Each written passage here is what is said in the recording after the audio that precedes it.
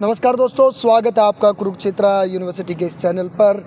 और आज मेरे साथ जो भाई खड़े हैं, भाई का नाम है नीतीश यादव और भाई और ने चैनल बना रखा है रांडे खोले जाड़े। तो चैनल पे बड़े फेमस है भाई और आजकल रील्स वगैरह इंस्टा पे देखते रहते हैं। इनके चैनल ग्रो कर रहा है, अभी नया चैनल बनाया है। और तो भाई इसी डिपार्टमेंट में पढ़ता, जो पीछे डिपार्टमेंट है इंस्टीट्यूट ऑफ फार्मास्यूटिकल्स साइंस। तो बी फार्मा और एम फार्मा के जहाँ कोर्सेज होते हैं, तो इससे रिलेटेड इन्फॉर्मेशनल वीडियो हमें बनानी थी, तो भाई मिल गए, इसी डिपार्टमेंट में पढ़ते हैं। तो इनसे ही पूछ लेते हैं। भाई साहब, क्या हाल चाल आपके? सर बढ़िया, बिल्कुल। आप बताओ कैसे हो? और आपका चैनल ठीक चल रहा है? हाँ जी, बिल्कुल सही चल रहा है। अब हम बिल्कुल रेगुलर वीडियो डाल रहे हैं। तो नीतीश भाई, अगर हम यहाँ आपके डिपार्टमेंट में पूछे कि भाई कौन कौन से कोर्सेज अवेलेबल है, क्योंकि अभी एडमिशन प्रक्रिया चली हुई है हमारे यूनिवर्सिटी की, तो उसी के अंदर ये डिपार्टमेंट आता है। बिल्कुल सर। तो आप तो जैसे अभी ऑलरेडी पढ़ रहे हो इसमें। हाँ जी सर। हाँ। तो सबसे पहले तो ये बता दो मुझे, यहाँ कोर्सेज कौन कौन से अवेलेबल हैं? सर इस डिपार्टमेंट में बी फार्मा और एम फार्मा होता है। बी फार्मा और एम फार्मा मतलब एक अंडर ग्रेजुएट कोर्स है, एक मास्टर्स डिग्री है। ठीक है। और सीटें कितनी है दोनों में? सर बी फार्मा की बात करें तो बी फार्मा में लगभग 120 सीटें हैं और एम फार्मा की सीटें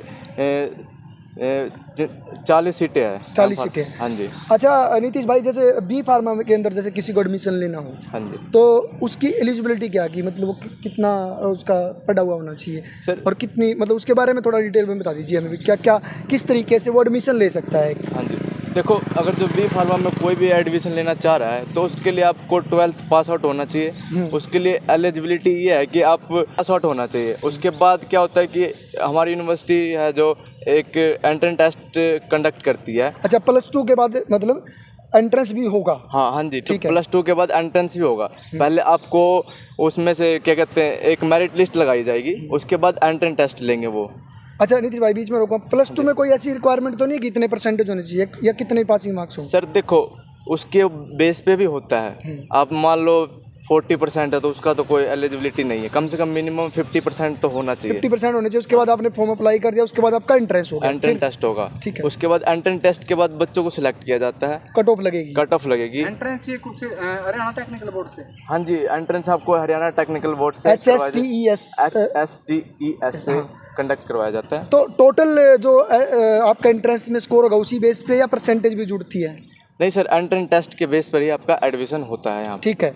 तो बी फार्मा में जैसे आपका एडमिशन हो गया, हाँ जी, ये डायरेक्ट एंट्रेंस के थ्रू। और कोई कौन सा तरीका एडमिशन लेने का? देखो, अगर आपने डिप्लोमा में होता है एक डी फार्मा, एक डी फार्मा भी होता है, वो यहाँ है? नहीं, यहाँ इस यूनिवर्सिटी में नहीं है। अगर आप किसी भी कॉलेज या यूनिवर्सिटी से आपने डी फार्मा किया तो उसमें डिप्लोमा इन फार्मा। हाँ, डिप्लोमा इन फार्मा, डिप्लोमा होता है एक डी फार्मा। ठीक है। तो उसमें क्या होता है कि आप 2 साल का होता है, 2 साल के बाद आप ग्रेजुएशन करना चाह रहे हो तो उसके लिए आपको मतलब 2 साल के बाद एंट्रेंस टेस्ट, उसमें एंट्रेंस टेस्ट कुछ नहीं होता। उसमें क्या होता है कि आप डी फार्मा कर लिया आपने, आप ग्रेजुएशन करना चाह रहे हो तो उसके लिए अप्लाई किया यूनिवर्सिटी में, तो क्या करते हैं कि आपको सीधा सेकंड ईयर में एडमिशन होता है आपको।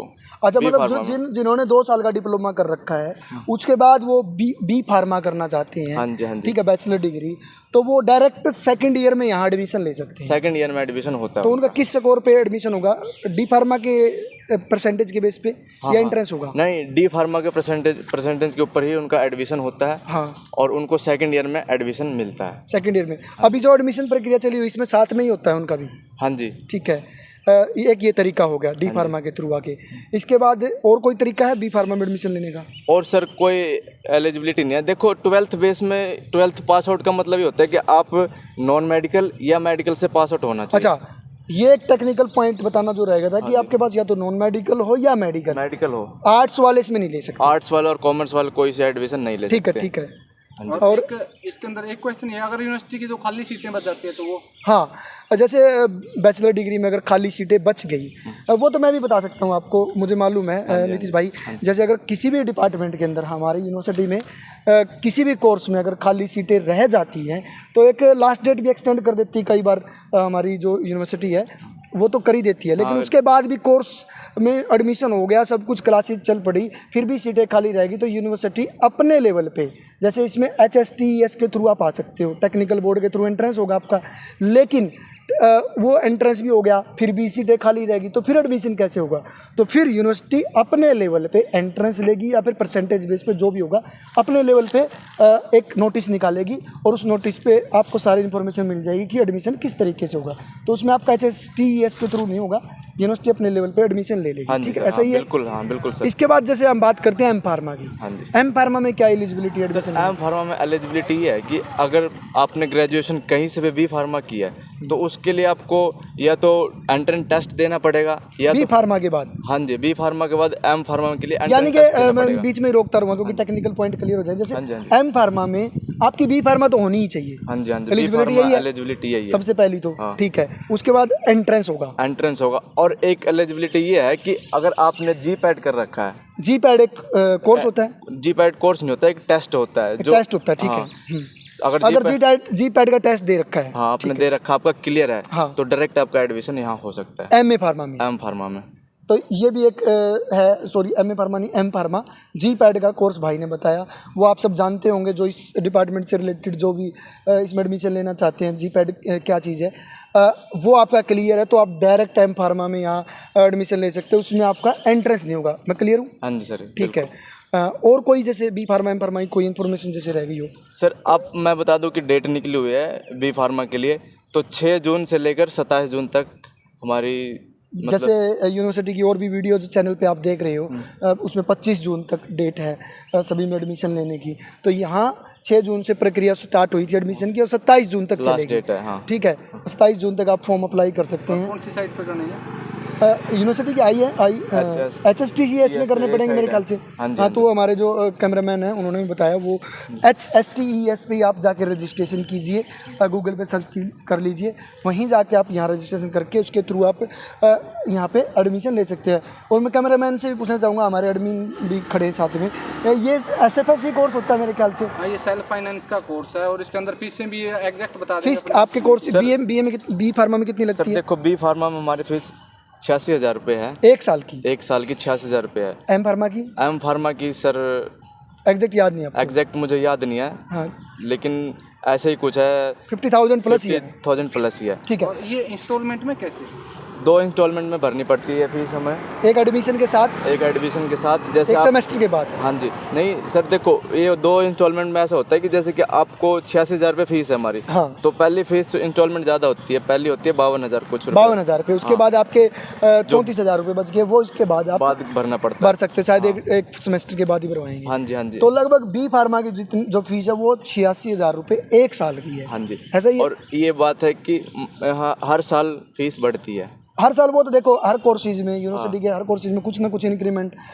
फीस का होता है। वो इसलिए भी होता है क्योंकि हर चीज़ में महंगाई बढ़ती है, तो ये कोर्सेज की फीस भी बढ़ाते ही है। तो MA की फीस हमें एग्जैक्ट उसकी टेक्निकल याद नहीं, तो हम बता नहीं सकते कितनी, लेकिन जब BA की इतनी है तो 50 प्लस ही होगी MA की। इसके अलावा अगर आपको कुछ क्वेश्चन ध्यान में, कि इस डिपार्टमेंट में इतनी फीसें हैं तो फैसिलिटी हॉस्टल उसके बारे में? हाँ, जैसे यहाँ आपका है 86,000 रुपये, वो कोर्स की फीस है, उसमें हॉस्टल भी अवेलेबल है? नहीं सर, सिर्फ एक कोर्स की फीस है, हॉस्टल चार्ज आपका अलग है। हॉस्टल जो भी अलग अलग कोर्सेज के सभी के सेम ही है। हाँ जी, हाँ तो हॉस्टल आपको अलग से लेना पड़ेगा। हाँ जी। डिपार्टमेंट के अंदर और क्या फैसिलिटी है इसके अलावा? डिपार्टमेंट के अंदर देखो हमारे साथ टीचर का व्यवहार बहुत अच्छा है। अच्छा, यहाँ ये आपने सुना भी होगा कि एम फार्मा बी फार्मा के कोर्सेज बहुत ही इस कोर्सेज के मामले में हमारा जो ये डिपार्टमेंट है बहुत अव्वल दर्जे का है। हाँ तो जैसा कि भाई बता रहे कि कैसा व्यवहार है टीचरों का बहुत अच्छा व्यवहार है, और यहाँ का फैसिलिटीज मान लो बहुत अच्छी है।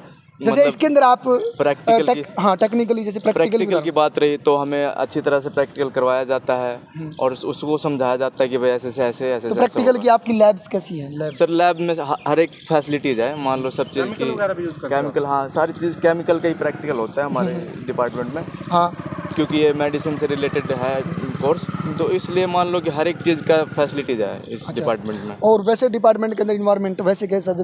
सर बच्चों का बहुत अच्छा इन्वायरमेंट है, एक दूसरे से बोल चाल, एक मतलब बहुत अच्छा इन्वायरमेंट है, लगा लो बच्चों से बोल चाल दोस्ती। मतलब आप पहली बार एडमिशन लिए हो तो थोड़ा सा फ्रेंडशिप बनाना वो तो हर जगह ही होता है हाँ। लेकिन उसके बाद जैसे मेरे भी काफ़ी दोस्त हैं इस डिपार्टमेंट में, मिलते रहते हैं। तो काफ़ी मतलब मिलनसार लोग हैं इस डिपार्टमेंट के। और दूसरी बात इंटेलिजेंट हैं Intelligent। यहाँ के बच्चे लगभग सारे, बिल्कुल क्योंकि ऑलरेडी वो टेक्निकल बैकग्राउंड से आते हैं, तो बड़े होशियार बच्चे आते हैं। ये तो चीज़ मैंने देखी हाँ है। जी हाँ जी। इसके अलावा और आप डिपार्टमेंट के बारे में कुछ और चीज़ रह गई हो जो आप कहना चाहते हो? सर देखो, मैं बताना चाहूँगा कि कुछ बच्चों का मन में ये होता है कि बी फार्मा के बाद हाँ, ये placement- मैं पूछूंगा, मेरा क्वेश्चन है, मैं भूल गया था। हाँ। बी फार्मा के बाद आपकी जॉब किस सेक्टर में लगेगी? देखो, बी फार्मा के बाद आपको कई ऑप्शन होते हैं। आप तो एक industrial area, medicine industrial area में जा सकते हो, हाँ, ठीक है, कि जहाँ दवाइयाँ बनती है वहाँ जा सकते हो। और एक ये होता है कि आप अपना मेडिकल स्टोर को खोल सकते अच्छा, हो। जो भी जितने भी मेडिकल आपने अपने आसपास देखे होंगे हॉस्पिटल के आगे, उन मेडिकल के लिए आपके पास एक कोर्स होना चाहिए, बी फार्मा। बिल्कुल बिल्कुल। ठीक है, यही है। तो वो कोर्स अगर आपका होगा कम से कम, तो तब आप मेडिकल खोलने के लिए एलिजिबल होंगे। हाँ जी हाँ जी। और भाई साहब, जिस हिसाब से दुनिया बीमार चल रही है, उस हिसाब से स्कोप ही इसी फील्ड में है सबसे ज़्यादा। आप मेडिकल खोल लो, मेरे ख्याल से बहुत पैसा है मेडिकल लाइन में, है ना? और प्रोफेशनल भी एक कोर्स है यहाँ पे, मतलब कि लगा लो आप रिसर्च में भी जा सकते हो, आप पीएचडी करके, पीएचडी करके दवाइयाँ बनानी है, कैसे बनानी है, वो अलग अलग साइंटिस्ट बन सकते हैं आप दवाइयों के मामले में। बड़ी बड़ी कंपनी जब वो आपको हायर कर सकती है, ऐसा ही है। हाँ जी हाँ जी। कि भाई कैसे दवाइयाँ बनाए, फॉर्मूला कैसे तैयार करें दवाई का, केमिकल्स वगैरह मिला के कोई नई दवाई तैयार करनी है, जो कई नई वैक्सीन बनते हैं उस तरह की, उसमें भी यहाँ के बी फार्मा एम फार्मा के लोग काम करते हैं। बिल्कुल नहीं सर, बी फार्मा के बाद एम फार्मा होता है, एम फार्मा के बाद पीएचडी वगैरह, पीएचडी के लोग ठीक है काम करते हैं। हाँ जी हाँ जी। तो मेडिकल लाइन में मतलब आपका बहुत स्कोप है, बहुत सारा स्कोप है इस बी फार्मा में, बहुत सारा इस है। जैसे ये तो हम भी समझ सकते हैं, एडमिन साहब आपसे मैं बात कर रहा हूँ कि बी फार्मा करने के बाद अगर आप गांव के अंदर भी मेडिकल खोल लें छोटा सा, तो मुझे नहीं लगता आपका मेडिकल नहीं चलेगा। मेडिकल 100% चलेगा। अब मेडिकल पे इतनी सारी चीज़ें आने लगी, दवाइयों से रिलेटेड अलग अलग प्रोडक्ट्स, वैसे भी हेल्थ के लिए बोनविटा, ये जो भी अलग अलग चीज़ें आने लगी ना, तो ये खाइए, एनर्जी के लिए रिवाइटल लीजिए, ये चीज़ें मिलती हैं, तो आप कितनी ही चीज़ें बेच सकते हो। तो इस डिपार्टमेंट से कोर्स करने के बाद, अच्छा प्लेसमेंट वगैरह का कैसा है? अगर आपने सुना प्लेसमेंट की बात बताऊं तो मैं बता दूं, बी फार्मा में कोई प्लेसमेंट है नहीं। यहाँ पे प्राइवेट कंपनी भी आती नहीं, थोड़ी बहुत आती हैं कंपनियां, लेकिन एम फार्मा में है प्लेसमेंट। एम फार्मा के, हाँ, अगर बी फार्मा करके एम फार्मा करते हो हाँ, तो उसमें प्लेसमेंट है, अच्छे पैकेज भी है। हाँ। और इस प्रकार से मतलब बी फार्मा में बहुत कम प्लेसमेंट है, थोड़ा बहुत है, लेकिन एम फार्मा में लेकिन मुझे कुछ इस प्रकार के कोर्सेज है जो ये कभी फेल हो नहीं सकते, और इनके आप कहीं भी जाके भी आप कर लीजिए। हाँ जी सर, डिमांड इतनी है हॉस्पिटल्स के अंदर, मेडिकल सेक्टर के अंदर, हर जगह। और ये बात है सर कि आप यूनिवर्सिटी, कुरुक्षेत्र यूनिवर्सिटी से कर रहे हो अगर बी फार्मा, तो कहीं भी इंडस्ट्रियल एरिया में जाओ, आप यहाँ का सर्टिफिकेट दिखाओगे, पास आउट हो, तो इजीली आपको जॉब मिल तो मतलब इसका वैल्यू है, यूनिवर्सिटी का एक वैल्यू है। हाँ जी। तो मेरे ख्याल से टेक्निकल चीजें हमने एक चीज़ और पूछ लें, आज पहली बार चैनल पे आए हैं, यूनिवर्सिटी का कैंपस का माहौल कैसा? वैसे तो हम दिखा दे रहे हैं। नीतीश यादव से मैं पूछना चाहूँगा भाई, आप जैसे हम लोग तो इतनी वीडियो बनाते हैं, हाँ जी। आपको कैंपस कैसा लगा कुरुक्षेत्र यूनिवर्सिटी का, आप बताइए। देखो सर, यहाँ का माहौल एक ऐसा माहौल है कि अगर जो बच्चा यहाँ आ गया ना एक बार, उसको यहाँ से जाने का दिल नहीं करता। हाँ, चाहे आप 4 साल ग्रेजुएशन के बाद भी ऐसा लगता है और मास्टर्स कर लो, पीएचडी कर लो, फिर भी दिल नहीं करता यहाँ से जाने का। वो ऐसा है क्योंकि भाई लाइब्रेरी बहुत अच्छी है यहाँ पर, पढ़ने के लिए इतनी सारी रिसर्च की चीज़ें अवेलेबल है, वो पढ़ सकते हो। उसके अलावा कैंपस बहुत अच्छा है, आप स्पोर्ट्स में तो स्पोर्ट्स एक्टिविटीज़ हैं, हाँ जी हाँ जी। स्क्रीन के दोस्त, वो तो है ही आपका। अगर इन्वायरमेंट आप सोशल हो तो अलग अलग डिपार्टमेंट के लोगों के साथ आप बैठ के यहाँ पर कैंपस में आप चर्चा कर सकते हो, तो सारी चीज़ें हैं।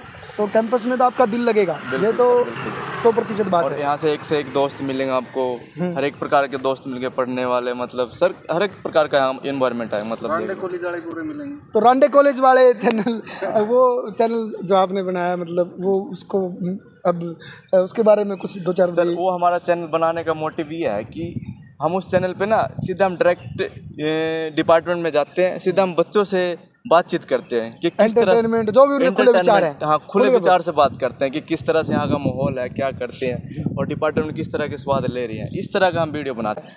तो चैनल को भाई साहब सब्सक्राइब जरूर किया गया, जरूर करिए और ज़्यादा से ज़्यादा शेयर करिए। और एक बात और भाई, मैं हर बार इस चैनल पे आता हूँ कई बार वीडियो बनाने के लिए, तो मैं एडमिन साहब के लिए हमेशा आपसे रिक्वेस्ट करता हूँ भाई, इस चैनल पे इन्होंने ज्वाइन वाला बटन डाल रखा है, तो आप ज्वाइन कर लीजिए। उस पर 70-80 रुपये का इन्होंने पैकेज रख रखा है। आप इतनी इन्फॉर्मेशन लेते हो, 70-80 रुपये वैसे ही फूंक देते हो आप, लेकिन अगर सब्सक्रिप्शन ले लोगे तो उससे आपको इन्फॉर्मेशन भी मिलेगी, प्लस इस चैनल की हेल्प होगी, क्योंकि चैनल बनाया है हेल्प के लिए। और इधर उधर भटक के यहाँ से घूम फिर के हमारे एडमिन इन्फॉर्मेशन लेके आते हैं, उसमें भाई यहाँ खर्चा भी लगता है थोड़ा बहुत। अगर आप छोटी छोटी हेल्प करोगे, आपका कोई कुछ नहीं जाना, ठीक है, 70-80 रुपये आप ऐसे ही फूंक देते। तो ये अगर आप थोड़ा थोड़ा हेल्प करोगे तो एडमिन साहब की थोड़ी हेल्प हो जाएगी, तेल पानी का खर्चा निकल जाएगा। आपके लिए हम बहुत, आपके एडमिन साहब बहुत मेहनत करते हैं। अब हर एक डिपार्टमेंट में जाना, वहाँ से इन्फॉर्मेशन निकालना, एग्जामिनेशन ब्रांच जाना, भाग दौड़ करना, बहुत मेहनत होती है। इसके लिए आप बहुत इनका हेल्प करें। जूते भी घिस चुके कई जोड़ी, और कई जोड़ी तो भाई जूते भी लाड़े एडमिन साहब ने हैं। तो प्लीज आप सहयोग कीजिए। कि यह पहली वीडियो थी रंडे कॉलेज वाला कोलैबोरेशन की। हाँ, तो जय हिंद, जय भारत। आपका बहुत बहुत धन्यवाद।